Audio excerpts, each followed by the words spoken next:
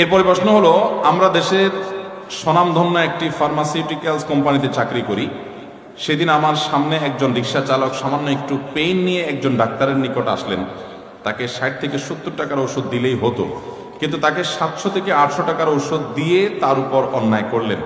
ডাক্তারগণ অনেক কোম্পানির সাথে কন্ট্রাক্টের কারণে রোগীদের সাথে এমন করে থাকেন। এই অন্যায়ের ভাগীদার আমরাও হব কিনা?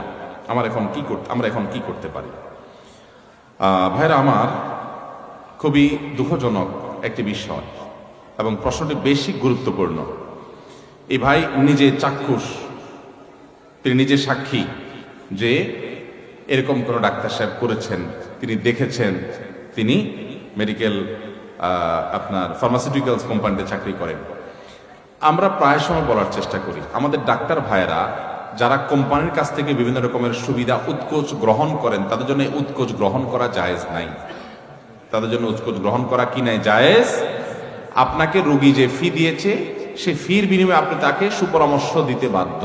এটা তার সাথে আপনার চুক্তি, এটা আপনার প্রাপ্য। তার প্রাপ্য হলো তাকে সুপরামর্শ দিবেন। তাকে পরামর্শ দিতে গিয়ে আবার আরেক পক্ষ থেকে আপনি মাঝখান থেকে লাভ খাবেন, এটা আপনার জন্য জায়েজ নাই, জায়েজ নাই। আপনি বলবেন আমাকে খুশি হয়ে কোম্পানি দেয়, আমি তাদের ওষুধ লিখলেও দেয়, না দেখলেও দেয়। আমার প্রশ্ন হলো, ওই কোম্পানি এত উদার, এত ভালো, আমাকে দেয় না কেন? আপনাকে কেন দিচ্ছে? আপনাকে দেওয়ার মানেই হলো আপনাকে কি করা? প্রভাবিত করা। হ্যাঁ, কোন একটা ওষুধ নতুন বের হয়েছে, এটা স্যাম্পল দিয়েছে, সেটা ভিন্ন বিষয়। বা খুব হালকা পাতলা কিছু দিয়েছে, প্রচারণার অংশ, একটা প্যাড দিয়েছে, কলম দিয়েছে, এই জাতীয় কিছু দিয়েছে জাস্ট প্রচারণার অংশ হিসাবে, কিংবা ওই বিষয়ে আপনার জানাশোনার জন্য যে এই কোম্পানির ওষুধটা আছে আপনি জানলেন, সেটা ভিন্ন বিষয়। কিন্তু রীতিমতো উৎকোচ, আমরা জানি অনেক ডাক্তার সাহেবদের ঘর বাড়িতে এসি পর্যন্ত কোম্পানি, বিভিন্ন কোম্পানি লাগায় দেয়, তাদেরকে গাড়ি পর্যন্ত উপহার দেয়, পয়সা কড়ি, এটা সেটা অনেক কিছু তাদের জন্য তারা প্রোভাইড করে। এগুলো ভাই জায়েজ নাই। আমাদের অনেক ডাক্তার ভাইরা আছেন আল্লাহর জন্য হারাম থেকে বেঁচে থাকেন, আবার অনেকে আছেন হারাম থেকে বাঁচতে পারে না। হারাম থেকে বাঁচার জন্য কিন্তু একটা মেরুদণ্ড লাগে, শক্ত একটা কি লাগে, এটা সবাই পারে না, সবাই পারে না। অনেক গরিব মানুষ, তার মেরুদণ্ডটা অনেক শক্ত, ইমানটা অনেক মজবুত, সে হারামকে ডিনাই করার মতো ইমানের শক্তি রাখে। এলো বাপের বেটা, এলো আসল সাহসী, যে হারামকে না করতে পারে। আর যে হারাম পাইলেই কাইতে হয়ে যায়, না পয়সা চাই, এ লোক হলো ঢিলা, দুর্বল, তার মেরুদণ্ড কি নাই, শক্ত। আল্লাহ আমাদের সবাইকে শক্ত মেরুদণ্ডওয়ালা, অর্থাৎ শক্ত ইমানওয়ালা হওয়ার তৌফিক দান করুন। হারামকে না করবো তো ইনশাআল্লাহ। তো এইভাবে উপার্জন করা আমার ডাক্তার ভাইদের জন্য জায়েজ নাই, জায়েজ নাই, সম্পূর্ণ না জায়েজ। কমিশন খান রোগীকে পাঠাইয়া, সম্পূর্ণ না জায়েজ।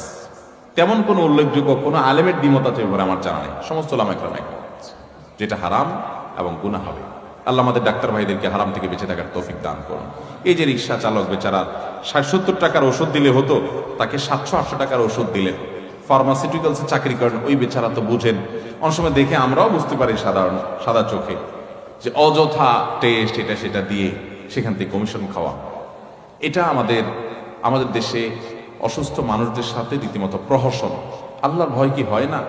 যে একটা অসুস্থ মানুষ, বিপদগ্রস্ত মানুষ, তাকে যেখানে সহযোগিতা করা দরকার, উল্টা আরো ওই চান্সে আপনি তাকে, তার পেট কেটে আপনি তার উপরে জুলুম করে তার রক্ত চুষে আপনি উপার্জন করছেন। আল্লাহ তাআলা আমাদের ভাইদেরকে হেদায়েত দান করুন। আমরা হারামকে না বলবো তো ইনশাআল্লাহ, হারাম থেকে বেঁচে থাকবো তো ইনশাআল্লাহ। আল্লাহ আমাদেরকে সেই তৌফিক দান করুন।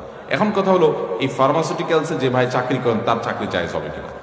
ফার্মাসিউটিক্যালসে আপনি ওষুধ তৈরি করা কিংবা এটা মার্কেটিং করা, সাধারণ কাজগুলো করলে সেটা অবশ্যই জায়েজ হবে। কিন্তু আপনার কাজে হলো ডাক্তার সাহেবদের উৎকোচ দেওয়া, সেটার হিসাব নেওয়া। রিপ্রেজেন্টেটিভরা যেটা করে সাধারণত, ডাক্তারের চেম্বারের বাইরে বসে বসে চেক করা, ডাক্তার লেখলো কিনা ঠিক মতো, রিপোর্ট দিলেন, অর্থাৎ আপনি এই কাজগুলোর সহযোগিতাই করলেন সরাসরি, তাহলে আপনি কিন্তু সেই গুনাহের ভাগীদার হবেন। কারণ আপনি গুনাহের কাজে কি করছেন? সহযোগিতা করছেন। আল্লাহ সূরা মায়েদার 2 নম্বর আয়াতে বলেছেন, ওয়ালা তাআওয়ানু আলাল ইসমি ওয়াল উদওয়ান, পাপ, গুনাহ, অপরাধ, সীমা লঙ্ঘনের কাজে কেউ কারো সহযোগিতা করবা না।